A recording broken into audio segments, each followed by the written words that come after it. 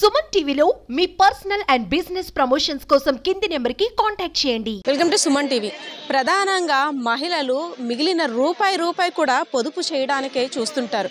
ఇందులో భాగంగా పొదుపు సంఘాల ద్వారా 300 మంది మహిళలు పొదుపు సంఘాల ద్వారా నెలకు 30 రూపాయలు చెప్పిన ఎవరైతే ఈ 300 మందికి లీడర్గా వ్యవహరిస్తున్న మహిళ దగ్గర ఒక 30 రూపాయల ఇన్వెస్ట్మెంట్ని అయితే పెట్టారు. సో దాదాపు 10 నుండి 15 సంవత్సరాల దాకా ఈ 30 రూపాయలు కాస్త 22 లక్షల రూపాయలు అయింది.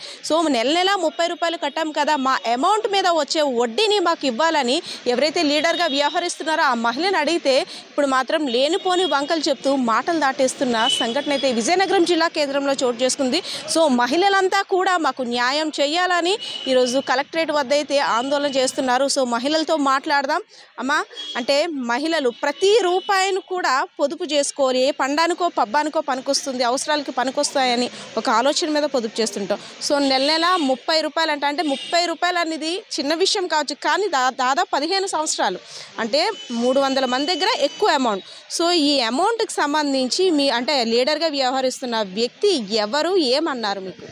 తను మాది 24వ డివిజన్ అండి, బూర్లిపేట, విజయనగరం. తను మా ఆర్పీ మాత్రం తన దగ్గరే ఉంటుంది అమౌంట్ అంతా. ఆర్పీ బొడ్డేటి విజయ. తను గత 15 సంవత్సరాల నుంచి మేము ఎస్ఎల్ఎఫ్ నడుపుతున్నాము. నడిపిన కొద్దీను మేము 30 ఏసి కట్టిన కొద్దీ అమౌంట్ పెరుగుతుంది కదండి, పెరిగింది. వడ్డీకి ఇచ్చుకుంటాం, 300 జనాల్లో వడ్డీకి ఇచ్చుకుంటాం.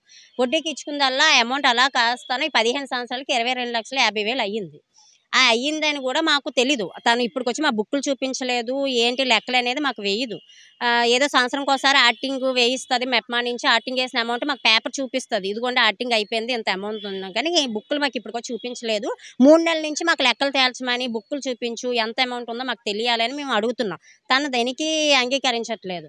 అంగీకరించి మేము మెప్మాకి వెళ్ళి కంప్లైంట్ ఇస్తే వాళ్ళు వచ్చి చెప్తున్నారు. సన్యాసరావు గారు వచ్చారు, సీఎం అన్నమాట, మెప్మా ఆఫీస్ నుంచి. తను వచ్చి ఏమంటారు, ఇలా పంచేయండి సార్, మాకు వద్దు అమౌంట్, ఎంత అమౌంట్ అయ్యింది, 1, 2 కాదు, 22,50,000 మీరే చెప్పారు, వచ్చి మాకు పంచేయండి సార్, 300 జనాలు పంచేయమని అడుగుతున్నారు. మళ్ళీ కావాలంటే స్టార్టింగ్ నుంచి 30 ఏసి మళ్ళీ కట్టుకుంటాం, అదే ఆర్పీని ఉంచండి, మేము కట్టుకుంటాం, ఆర్పీని తీసేమని మేము అనం. అంటే లేదమ్మా, మాకు జీతాలు రావు, మాకు ఉద్యోగాలు పోతే ఇప్పుడు అమౌంట్ పంచుతాయి నన్ను అడుగుతున్నారు. దాన్ని బట్టి 300 జనాలు ఏమంటే కొన్ని గ్రూపులు 300 జనాలు నేను అన్ను ఒక 25 గ్రూపుల్లాగా మాకు పంచేయాలి, మేమైతే ఇంట్లో వాళ్ళు ఒప్పుకోవట్లేదు, ఆ అమౌంట్ ఏ వాళ్ళకి రేపు వస్తుంది అంటే మేము కడతాము, మేము చనిపోయాక మా పిల్లలకి వస్తుంది ఆ వడ్డీతో సహా. మేము ఇప్పుడు 10,000 తీసుకున్నాం అనుకోండి, అందులోని వడ్డీ ఒక పర్సన్ ఒక 10,000 తీసుకుంటే దాని 11,000 మేము కడతాం. నెలకి 1,000 రూపాయలు చొప్పున 1,100 చొప్పున 10 నెలలకి మేము తగ్గితే 11,000 కడతాం.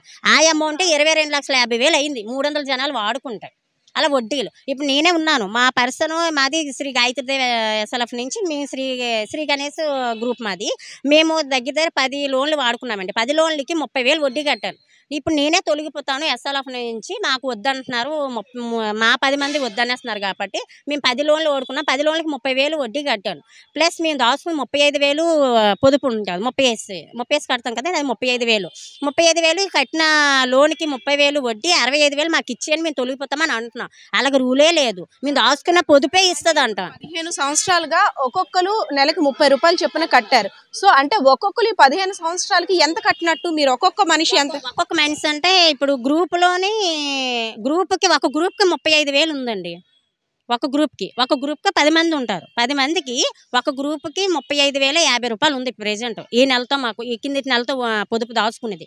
ఈ వడ్డీలు గట్టాన అన్నీ లెక్కేసి మాకు 22,50,000 అవుతుందని ఆ సార్లే వచ్చి చెప్పారు, ఎంతమ్మా మీ అమౌంట్ ఉంది అని. మాకు అదే పంచిమని అడుగుతున్నామండి. అవి పంచడానికి రూల్ లేదు, తదనంతరం కట్టాలి అని అంటున్నారు. ఈ అందరూ ఏమంటుందంటే ఏ వాళ్ళకి రేపు వస్తే మేము కడతాము, అవి రావు అన్నాక మేము ఎందుకు కడతాం?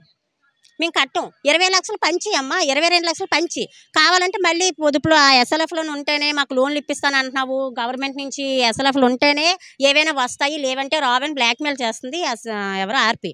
కానీ అవన్నీ మాకు వద్దు, కావాలంటే ఎస్ఎల్ఎఫ్లో ఉంటాం, కొన్ని గ్రూపులు ఉంటాయి. ఇలా బ్లాక్మెయిల్ చేస్తున్నారు, లోన్లు ఇవ్వము అనేసి అంటున్నారు. అంటే ఉద్యోగాలు పోతే ఎమోషనల్ బ్లాక్మెయిలింగ్ ఉంది, దాంతోపాటు అంటే మీకు కట్టిన అమౌంట్లు కూడా రావు, నేనేం చెయ్యాలో అది చేస్తాను, బ్యాంక్ లోన్ సంబంధించి అంటున్నారు. సో దాన్ని మీరు అధికారులు అధికారుల దగ్గరికి ఎవరైతే పీడీ ఉన్నారో వాళ్ళకి చెప్పారా? మెప్మా ఆఫీస్కి ఇచ్చాము మేడం, కంప్లైంట్ మెప్మా ఆఫీస్ ఇచ్చాము, పీడీ ఆఫీస్కి ఇచ్చాము.